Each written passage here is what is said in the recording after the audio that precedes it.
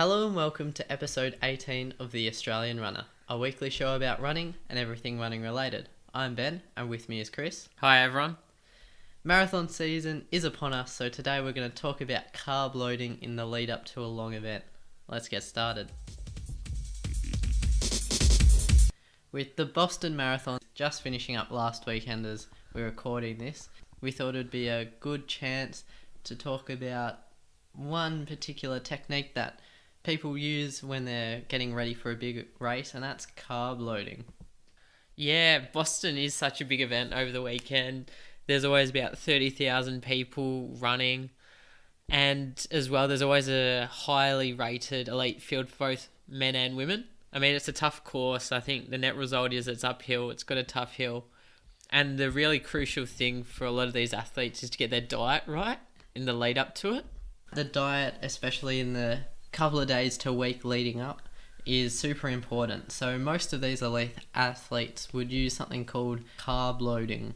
So we know that we use carbohydrate or carbo loading for marathons, but what events should you use it for? Should you use it for every event? The answer to that is no. You should only carbo load for running events longer than 90 minutes in duration. So for most people that would include the half and full marathon and all ultra marathons greater than the standard marathon. So this is because of what carbo loading is actually doing in your body. Basically, when you eat food, you can either store the energy as glycogen or fat. So now the body can take energy from either place, but it's a lot easier to turn glycogen into energy than it is to turn fat into energy. So I'm sure most people listening, if you've gone for a long run and you've hit the wall, that's when your glycogen stores have been depleted and your body is now switching over to burning fat, which is a lot harder to burn and get the energy from. So the idea behind carb loading is that you absolutely stock up as much glycogen as you possibly can. Make sure that these stores are full as possible. And this will mean that you'll be able to run longer and harder without hitting the wall. Yeah, so filling up the glycogen stores in the muscles and in the liver are really the main goal of carb loading. So how do you do it? One of the best things to do is in the lead up, say 2 to 3 days before your marathon, you start eating more than usual. But you've got to make sure you're eating the right things. And by that, I mean foods high in carbohydrates, but also low in fiber and low in fat, or at least bad saturated fats.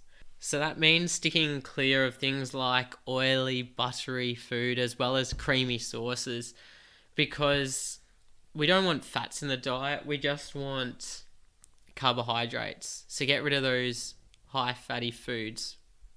Most oats and grains are really high in carbohydrates, like bread, tortillas, as well as rice as well. That's another good one.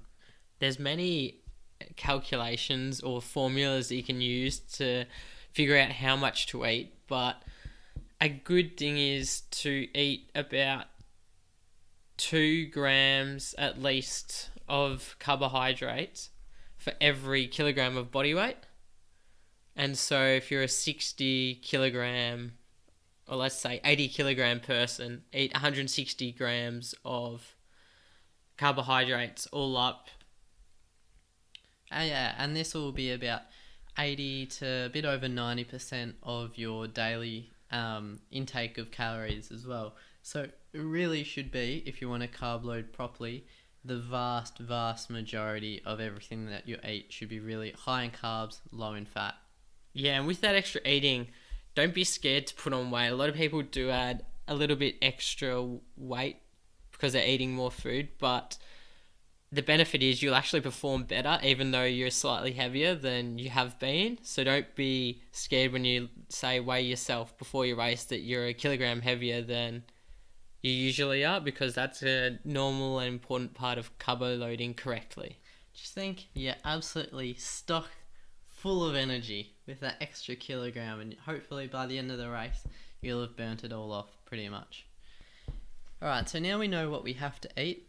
just lots of carbs, so oats, grains, wheat, that sort of thing. And it should be about 80 to 90-ish% of your diet. But how far out in advance before your race should you start doing this? So you should keep your normal diet up until about 2 to 3 days before your race. And from that period out, you should start switching to carbs. So from that point onwards, as we said before, 80 to 90% of your diet should be carbohydrates so that you can fill those muscles and muscle stores up with glycogen. The night before your race, make sure you have a dinner rich in carbs, but not too heavy and stodgy, because you want to digest your meal and not feel too heavy or bloated. You want to avoid feeling bloated, of course. Yeah, so dinner the night before might even be relatively small, but it's just got to be of the right stuff. And then in the morning before your race, you need to continue getting more carbs into your body before your race. So you should eat 3 or 4 hours before you actually are planning to run, and make sure that last meal is still rich in carbohydrates. So maybe yogurt, sports drinks, oatmeal are all quite good choices for breakfast for a morning race before you run. And it sounds like you have to get up pretty early, especially for marathons where they usually start early in the morning. You might have to get up a bit earlier, have something to eat, and you can even go back to sleep again for a little bit more. Just gives your body a little bit more time to digest the food that you've eaten and make yourself feel better and full of energy before your race. Okay, so I think that wraps up the first half of the program. So you want to be carbo loading for about 2 to 3 days before your race, about 80 to 90% of your diet, and trying to avoid foods high in fat and protein. I hope you found that useful, and now I'll pass it over to Chris for the week's news. Thanks for that.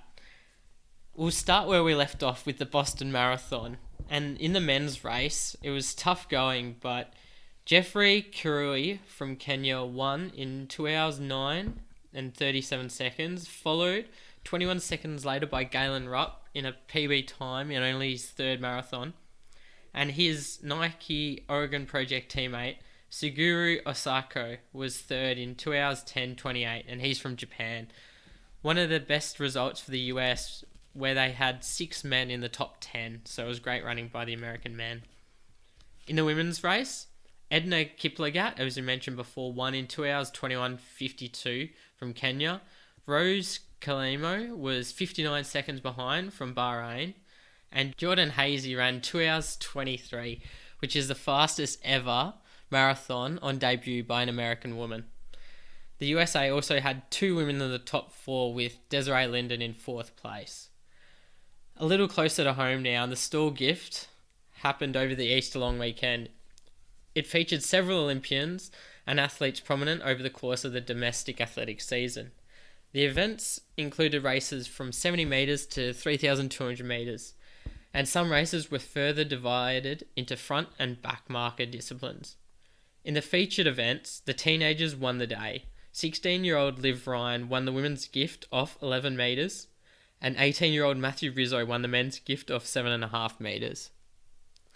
The World University Games team was announced last week, including 34 athletes and featuring 4 Rio Olympians, who were Jenny Blundell, Michelle Yannicki, Matthew Denny, and Rachel Talent. That's the news for this week, as we look forward to the London Marathon on Sunday. Great, thanks for that, Chris.